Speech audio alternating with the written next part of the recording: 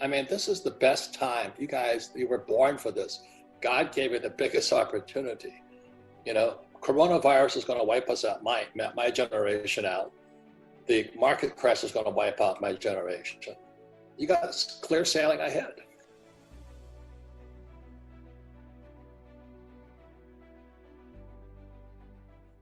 Employees don't have to know about money, and entrepreneurs do. And that's why, so is that why we don't teach money at school? He goes, yeah, because employees don't need to know about money. So I said, well, I'm in the wrong place then, because I want to be an entrepreneur. I didn't even know what it was. I just didn't want to be like my poor dad. And so that's why what you're saying to me is some people really want to be employees.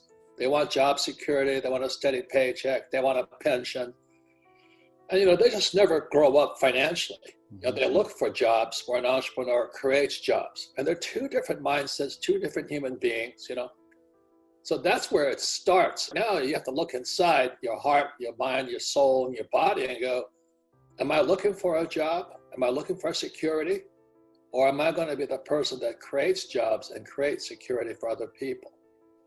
Most people can't do that. So they shouldn't be entrepreneurs. They should be employees like my poor dad. But if you look at who didn't finish school, it's a guy named Steve Jobs. You know, he didn't do too bad. Zuckerberg never finished school. Branson never finished school. Michael Dell didn't finish school. Disney, Henry Ford. You know, the people who didn't finish school, but they didn't just drop out. They became entrepreneurs. And I think that's the difference. So those guys who drop out of school, and you see them every day, they're complete losers. You know, they're a loser in school and they're losers in real life. But people see that loser in real life and think, well, because he didn't go to school. Mm-hmm. No, he didn't fit in school. That poor person, that poor guy never found out where his life, where was he supposed to go. So I was fortunate that I had a great teacher, my rich dad.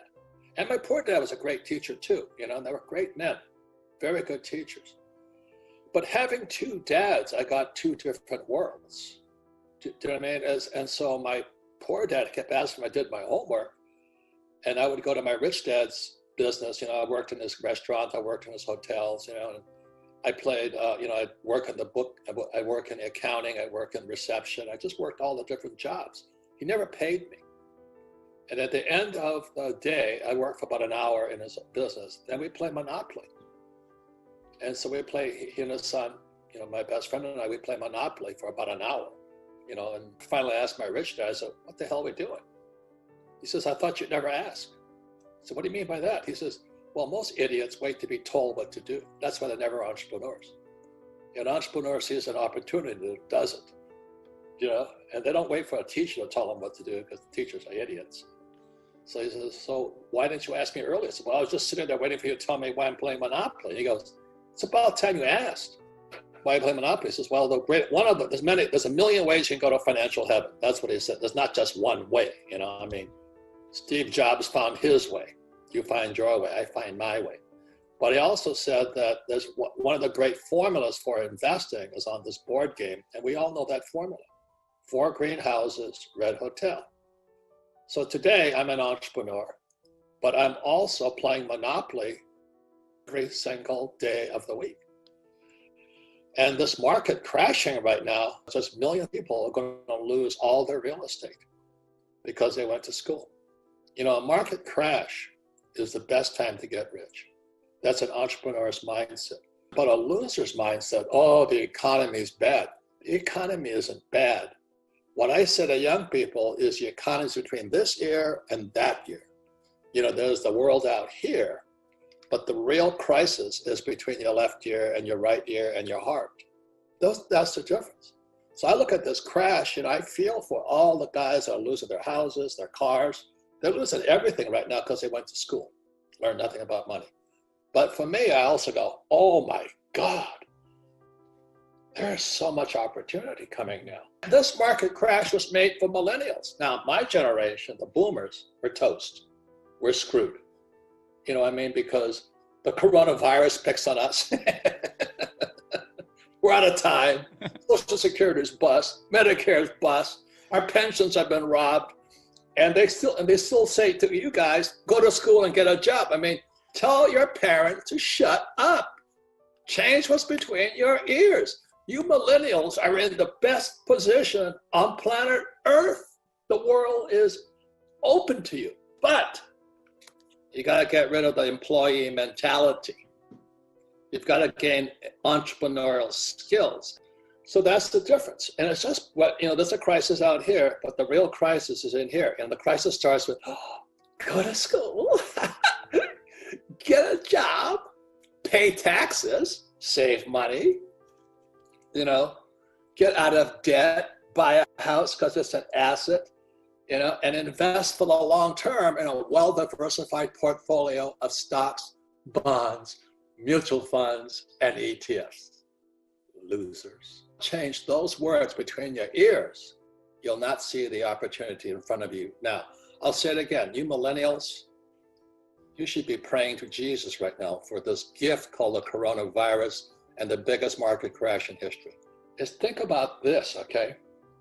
The thing I hear millennials say, I made $1 million. I say, so what? See, the problem is you're still working for money. If you read Rich Dad, Poor Dad, Rich Dad's lesson number 1 is rich don't work for money. You've got to convert that money into an asset. Now, once you understand an asset is something from the Rich Dad, Poor Dad, assets put money in your pocket. Liabilities take money from your pocket. The laws are written for the rich. They're written for entrepreneurs, not employees. If you can understand that, you can shift your thinking.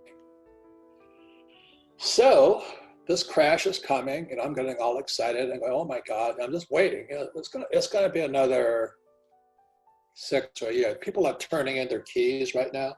They're turning in the keys for the Lamborghinis or Ferraris. All these guys who had money but no wealth. A lot of them. Your generation has a lot of them. They all flash and no cash. You still think that making a lot of money makes you rich. You're an idiot. I make more money from my assets than I'd ever make in a job. You have to look at all sides of it. My rich dad always said coins have 3 sides: heads, tails, and the edge. And an intelligent person looks on the edge. That's why our schools are screwed up, because they teach you there's right and wrong. That's bullshit. There's always 3 sides. The reason there's war is because you have 2 people think they're right. Marriage is nothing more than 2 people thinking they're right. Arguments are 2 people thinking they're right. So our school systems actually make you stupid, because if you really want to be intelligent, you want to see both sides. You're in the best place at the best time of your life perfectly. Don't wait till you're 65 like the old guys to wake up. The best teachers today are on YouTube. There are some fantastic teachers. I'm on YouTube all the time. If I had YouTube, I don't know where I'd be today. I'd be farther down the road. But you go to school, you listen to some teacher who needs job security and a pension, and teaches you that, people shouldn't hurt your feelings. Oh my God. Wake up. That's not the real world. The real world is mean, tough, and crooked. The point here is you've got to see on both sides of the coin, heads, tails, and the edge. So the loopholes are always good. Now, the reason I encourage gold, silver, and Bitcoin or crypto is because gold and silver are outside the Fed. I'm not saying they're good or bad, but they rip off. They only have one thing, is to make the rich richer. I refuse to participate with the Feds. Gold is a Fed, and real gold, not ETFs. I don't trust ETFs. I don't trust anything paper. All my money goes to gold, silver. If I was your age, I'd be in Bitcoin, because Bitcoin, as you know, is open source. It's people's money. So gold and silver are God's money. It was here when God was created. And so when blockchain technology comes out, you guys are now open source, and it's people's money. The Fed can't mess with it. Now, obviously, it won't be long before the Fed comes out with their own crypto, and they're going to do that. But my lesson is I'm not going to change Wall Street. I'm not going to change the Fed, but I can change me. And I'm going to change what I put my money in, put my time in, and all this stuff. That's what I can control. I can't control them.